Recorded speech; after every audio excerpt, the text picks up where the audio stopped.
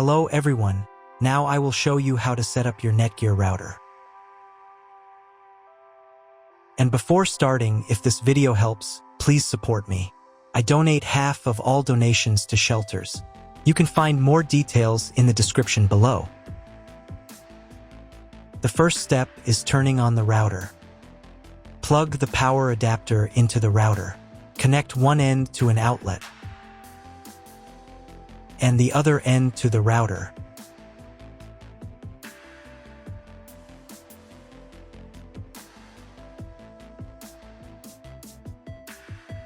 Then press the power button.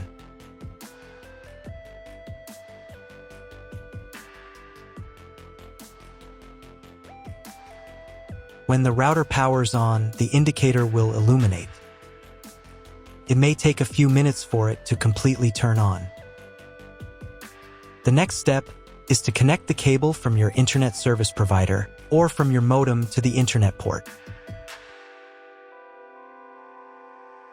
Now you need to reset the router to its original factory settings. Hold down the reset button on the router for 10 seconds. Wait for the router's indicator lights to start flashing.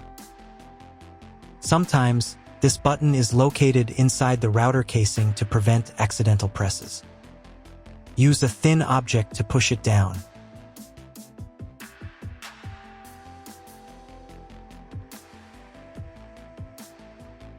The router will reboot, and all the settings will return to their factory defaults. Plug one end of the Ethernet cable from the router into a LAN port. Important note, it is not necessary to connect the router to your computer. If you do not want your computer to have a wired internet connection and you plan to use only a Wi-Fi network, simply skip this step. The other end into the Ethernet card of your computer or laptop.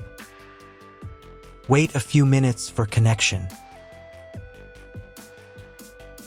Great, the router is connected to your computer. Now you need to set it up. But first, if you don't have an Ethernet cable or your computer doesn't have an Ethernet port, I'll show you another way to connect the router. All you need to do is connect the router with the power adapter and the cable from your internet provider. This will enable Wi-Fi. If your router is new, the name of your Wi-Fi network will be the same as the name of your router. Your router has its own Wi-Fi network name and password that is printed on a label. Connect to it. Great, you've connected to the router. Now let's start setting it up. First, open your web browser and visit the URL you see on the screen. Use the URL bar instead of the search bar. Then click here.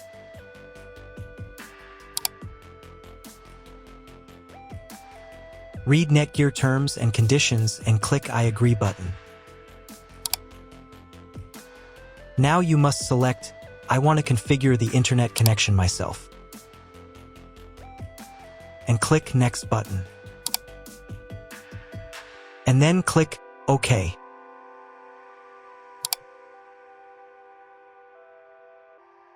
If your router settings do not look like mine, it means that your router has a different firmware. I made a video for every firmware type. You can find all the links in the description down below. So the first thing you need to do is set up a new password. The admin password is used to log in to your router's web interface. Pay attention to the password requirements. Write your new password in the first field and duplicate it in the second field. Then select 2 security questions and write answers for them. You need them just in case you need to reset the admin password in the future. Click Next.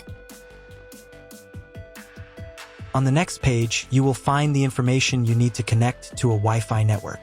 If you want, you can print them out. Click Next button. If the router has not been updated for a long time, the next page may automatically start the firmware update process. I recommend updating the firmware if a newer version is available. It will take about 3 minutes for firmware update. Please do not turn off the power or press the reset button. If the new firmware is not available, just click OK. Then you will be redirected to the NETGEAR's website, where you can register your router. If you want to, you can do it. I'm not going to do that, so I'm just going to close this window. Log in to the router's web interface again if you were logged out of it. Enter the standard username admin and password that you created a few minutes ago. Press Sign In button. In the top right corner, you can change the language of the router's website interface. To get the internet, go to Advanced.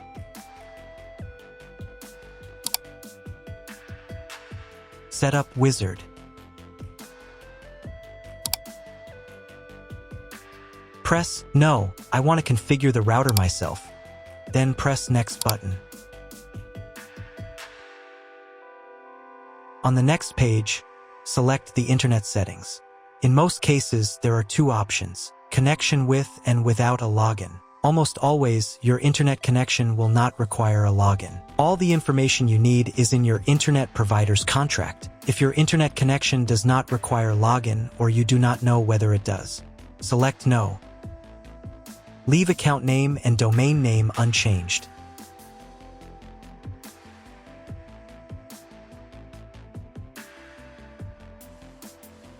Then in Internet IP address section, choose Get Dynamically from ISP. In the DNS section, select Get Automatically from ISP as well. If your internet service provider only allows access to a specific MAC address, you must copy the MAC address of the main computer. If you are unsure of these settings, choose Use Default MAC Address. Check again that your settings are the same as mine. And click Apply. In most cases, it is not necessary to clone the MAC address. But if you can't get the internet connection after quick setup, later in the video I will show you how to clone MAC address. Now you need to reboot the router. Go to Advanced. Advanced Home. Click on the Reboot button. And click OK. After the reboot, wait a few minutes and try to Google something. If it doesn't work, check all the cables. They must be connected correctly. Then log into the router control panel again.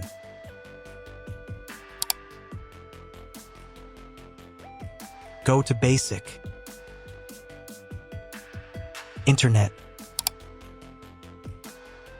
and choose Use Computer MAC Address.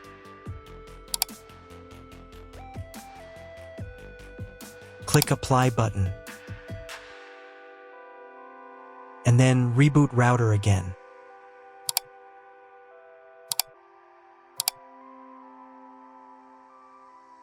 After a few minutes, check your internet connection. That's all. If you found my video helpful, please support my work. Half of all donations I send to animal shelters. All details are in the description down below.